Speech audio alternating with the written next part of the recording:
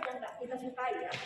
Nah, itu juga hal-hal yang akan terjadi di dalam sebuah organisasi yang kali ini kita akan bicara tentang sekolah minggu, tentang sekami. Mari kita lihat berikutnya ya.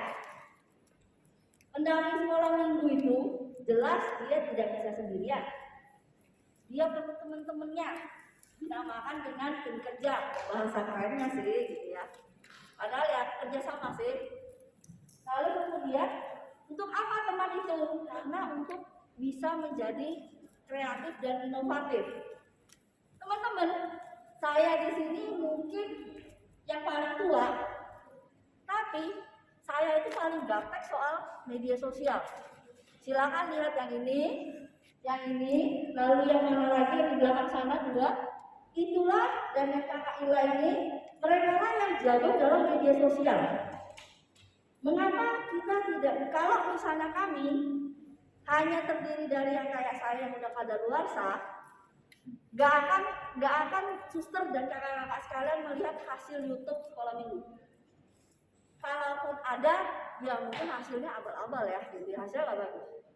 Ini adalah kreasi dari mereka yang muda yang mengikuti perkembangan zaman. Karena mereka lihat TikTokan aja mereka udah bikin video sendiri. Tuh, ketawa kan? Itu sekolah minggu, habis sekolah minggu yang ada mereka bikin video TikTok sendiri. Itu hobi mereka. Seperti itu. Itu mengapa sebuah tim seperti tadi saya katakan, semakin variatif, semakin banyak orangnya dari berbagai usia, itu semakin baik. Dan kemauan untuk belajar. Saya memang nggak terlalu ini medsos gitu ya.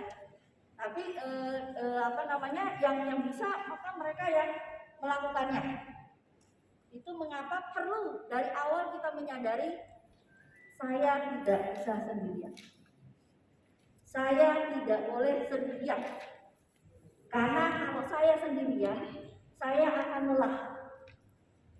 Begitu saya lelah, apa yang akan saya bagikan kepada adik-adik saya itu hanyalah hasil yang apa adanya. Kasihan ya, kasihan adik-adiknya ya kalau kita hanya memberikan apa adanya. Padahal mereka bisa mendapat banyak. Sementara mereka yang kita layani ini, adik-adik kecil ini adalah orang-orang yang nggak bisa diam. Ada yang pernah menemukan anak kecil diam selama setengah jam? Ada?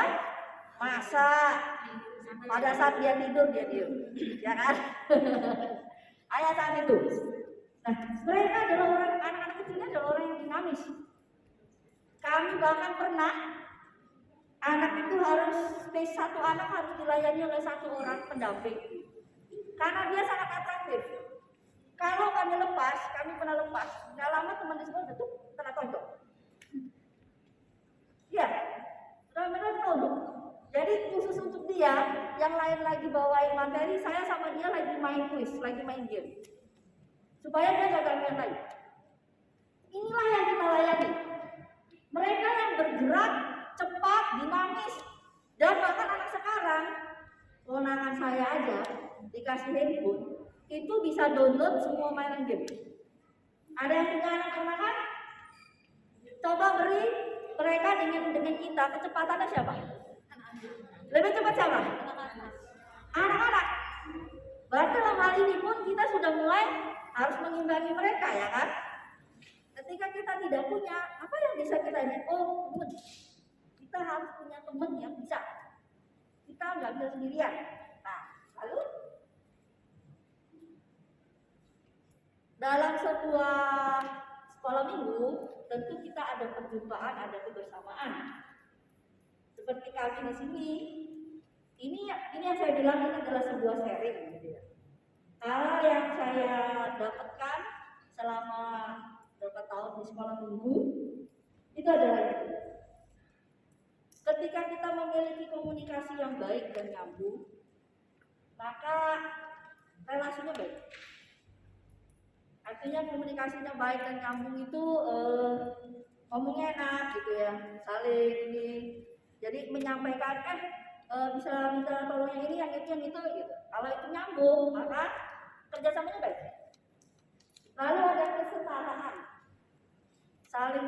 akan saling menghormati. Mereka dengan saya ini berbeda usia lebih dari 16 tahun. Dengan bangga saya mengatakan saya jauh lebih tua dari mereka belasan tahun. Tapi mereka dengan saya itu kita ada beda kan? Dalam berteman kami hampir gak ada bedanya. Saya tahu yang mana K-pop, yang mana yang suka Jepang. Saya tahu yang mana yang kalau lagi ini ngomelnya kenceng, yang mana ngomelnya makin rendah. Kalau lagi ngomel suaranya makin kencang, yang lagi ngomel suaranya makin rendah, saya tahu. Karena kami berbagi kehidupan, berbagi cerita. Habis sekolah minggu, kami berbagi cerita, berbagi kehidupan. Mereka tahu saya kerjanya di mana, mereka tahu saya orangnya gimana. Tapi karena mereka juga anak sekolah minggu saya sih. Kalau dulu mereka yang lagi lari-lari yang mereka yang diajari, sekarang mereka yang mengajar. Jadi kesetaraan, bahkan kesetaraan ini seringkali menjadi salah ketika ini tidak bisa dibuat setara. Sebuah organisasi non-profit, sebuah organisasi yang pelayanan akan rusak. Karena minta maaf, kita ada yang bekerja kan ya. Satu bekerja lalu kemudian ada yang menjadi orang tua. Kita sering menggunakan atas bawah, up and down.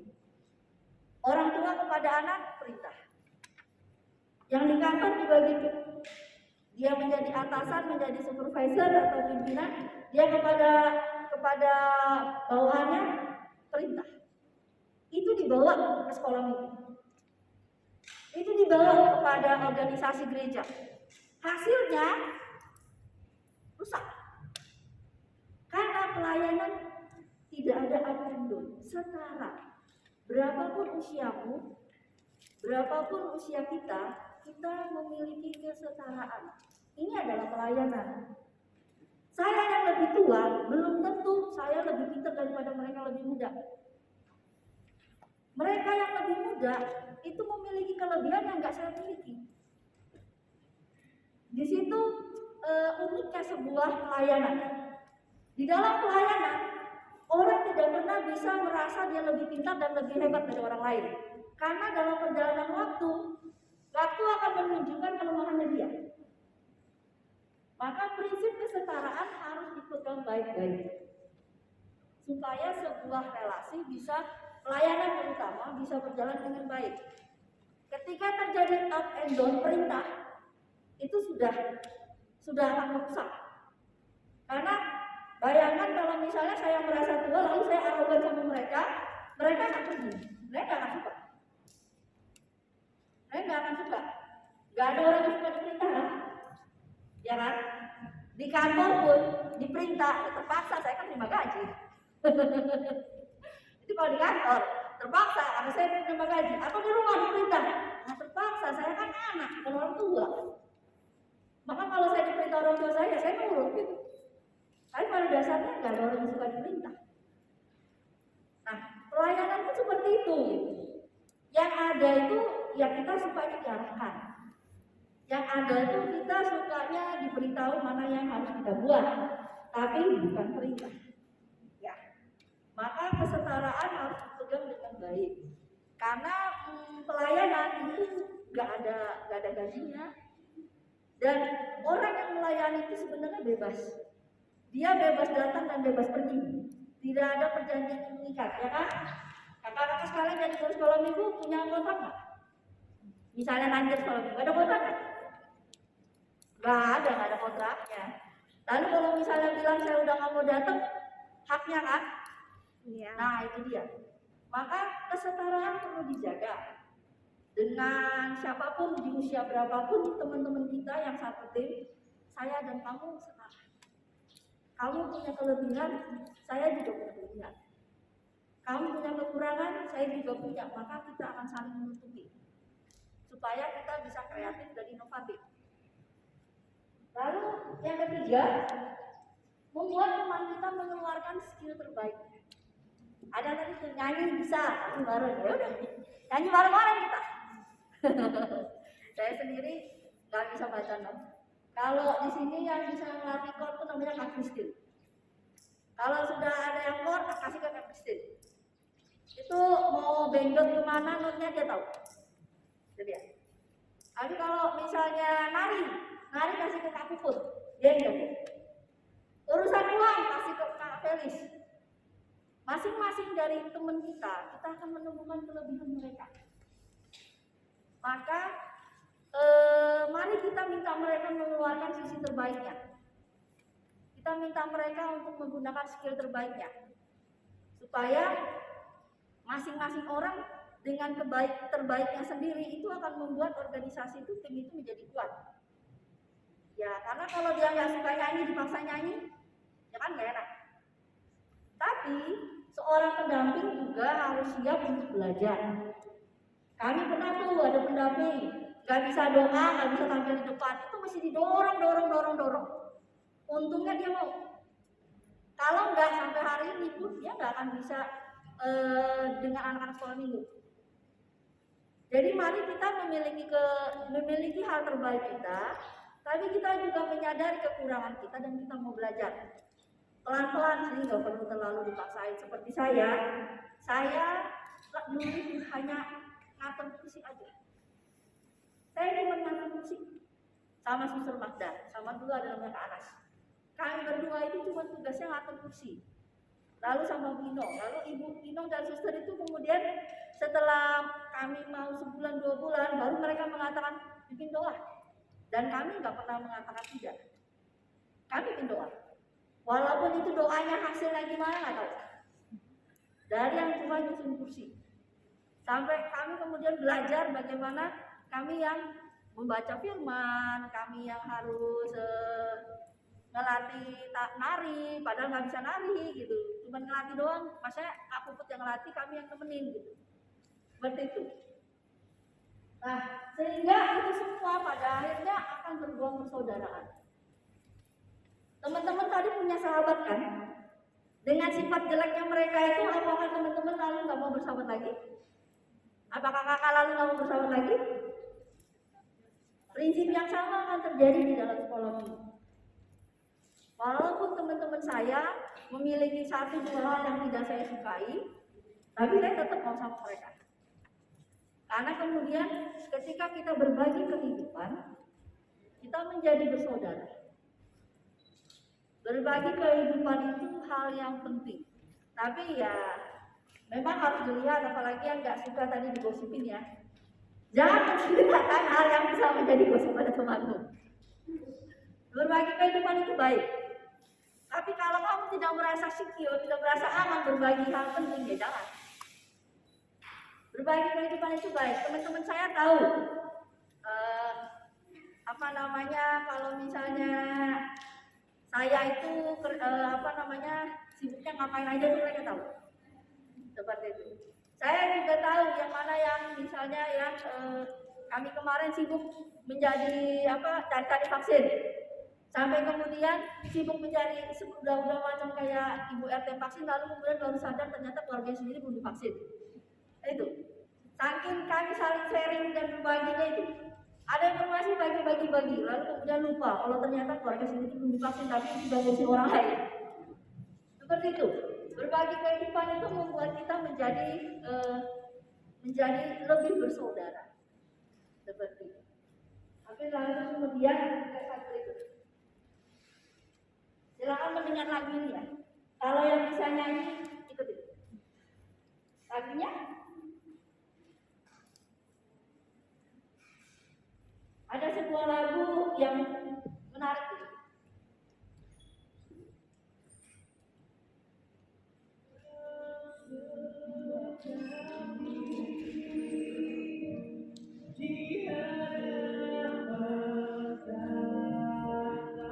Bisa dibaca ya?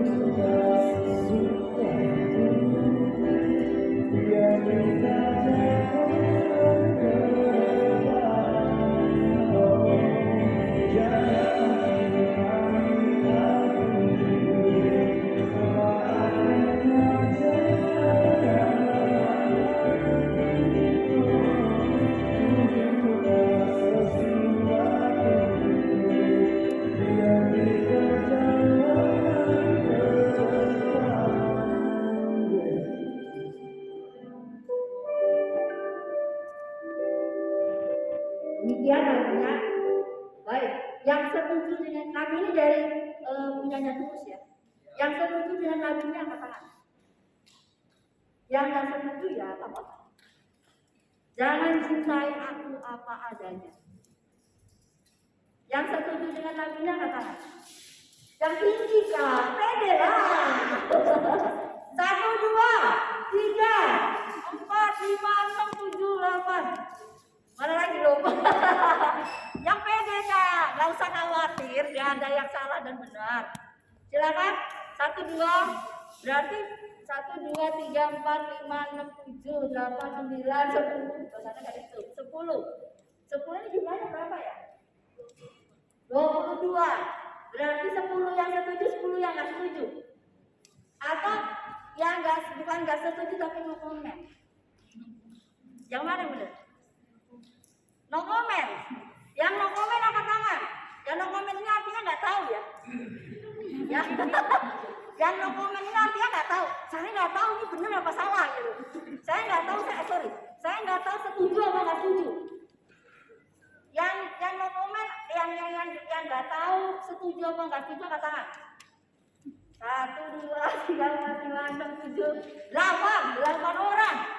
Dari 10 yang setuju, 8 yang nggak tahu, 18. 4 yang tidak. 4 yang tidak setuju ya. Baik, itu adalah pilihan kita. Itu adalah pilihan kita. Bahwa jangan cintai aku apa adanya, saya setuju. Saya setuju dengan lagu ini. Kalau saya adanya. Perhatikan liriknya itu. Dia aku salah, kamu nggak marah. Ya, jangan marah ya sama temennya ya kalau salah ya. Ya, ada yang nggak marah sama temennya ketika temennya salah? Ada yang marah nggak? Ada yang nggak marah nggak? Minimal nih, temenan injak kakimu, salah dong itu. Nggak marah? Marah nggak? Kok tadi ibu? Oke. Nah, jadi sebenarnya ketika teman kita marah, ketika teman kita salah, apakah kita marah? Atau kita menegur? Menegur. Nah, lagu ini mengatakan itu. Jangan cintai aku apa adanya. Teman-teman, kakak tidak diminta untuk marah, tapi jangan mencintai apa adanya. Begitu pula di dalam sekolah minggu. Jangan mencintai teman-teman mendampingmu apa adanya mereka. Karena mereka gak akan maju. Kalau mereka salah, mereka akan tetap salah. Karena gak ditegur. Ya kan? Bapak, ibu sama pun kita anak. Kalau orang tua kita salah, apa kita jawab? Kasih tahu dong ya. Karena nanti kasihan, dia akan malu sama temennya gitu. Kalau saya kadang kan kita seperti itu. Kita kalau tetap salah lalu nanti salahnya kebawa sama temennya, orang tua kita yang malu. Jadi jangan cintai aku apa adanya. Kalau saya salah, kata-kata saya salah. Ya, itu pesan lagu ini. Tapi kemudian ketika kita mengikuti lagu ini, apa yang terjadi? Ya, kita akan konflik salah paham. Benar? Benar? Ada orang yang dikasih tahu nggak terima. Ada orang yang ditegur nggak terima. Saya bahkan beberapa kali orang itu udah salah, minta maaf aja enggak. Ini yang terjadi. Kita tidak bisa mencintai orang apa adanya. Kalau saya jelas saya nggak bisa. Kalau orang itu salah, kalau orang itu nggak ini, saya nggak bisa diem. Saya tipenya kritis soalnya. Dan saya minta maaf untuk itu. Saya tipenya kritis. Saya beneran nggak bisa diem kalau orang itu salah, saya nggak bisa diem. Minimal saya akan kasih tahu. Tapi lalu terjadi konflik dan salah paham. Siapa yang nggak suka konflik? Angkat tangan aja, Bibi. Siapa yang nggak suka konflik? Silakan. Siapa yang nggak suka konflik? Hampir semua nggak suka. Ada terus yang suka konflik siapa? Siapa yang suka konflik? Itu suka konflik itu angkat tangan. Yang suka konflik. Oh, 2, 3. Ini suka konflik bukan berarti suka kelahi ya, tapi berani konflik. Berani konflik.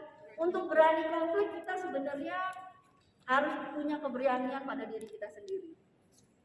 Untuk berani kita perlu kita perlu kekuatan, minimal kepercayaan diri tadi. Untuk bisa konflik, untuk bisa masuk ke area konflik, kita perlu kepercayaan diri. Ya. Jadi kalaupun ada yang memilih tidak mau konflik, oke, fine, baik saja. Tapi itu berarti Anda bersiap-siap memiliki gunung berapi. Ya kan? Konflik yang ditumpuk-tumpuk itu akan menyebabkan gunung berapi. Pada saat gunung berapi itu meletus, kita harus bersiap. Relasi itu bisa putus sama sekali, atau relasi itu akan bisa baik, tapi nggak tahu baiknya gimana. Berbeda ketika kita memilih untuk konflik. Terjadi masalah, konflik. Terjadi masalah, kita masuk ke dalam konflik. Tapi caranya gimana? Supaya konflik itu tidak merusak. Silakan. Konflik adalah hal yang nggak bisa dihindarkan. Karena semakin kita berjumpa orang, pasti terjadi pergesekan. Kecuali saya nggak pernah ketemu sama kakak sekalian, maka nggak akan ada masalah gitu. Pasti akan ada. Lalu dalam Matius 18 ini yang dikatakan tentang konflik. Benar tadi, kalau teman kita salah tegur. Hal yang pertama yang dikatakan adalah mulai menegur dengan 2 orang. Kalau dia nggak terima, bawalah lagi 2 orang, 3 orang. Kalau dia nggak terima. Ini adalah cara yang dikatakan oleh Yesus sendiri di Matius. Bagaimana cara menyelesaikan konflik? Bagaimana menyelesaikan masalah? Wala seperti itu. Kalau mau lebih lanjutnya lagi, kalau ini nggak selesai, silakan dibaca kelanjutan Matius saya. Saya hanya akan ambil sampai di sini. Karena seharusnya sampai sini harus cukup. Harusnya sampai sini cukup. Nah lalu kemudian teguran itu bukan penghakiman. Konflik akan menjadi tajam, menjadi tidak bisa dipecahkan ketika jatuhnya kepada penghakiman.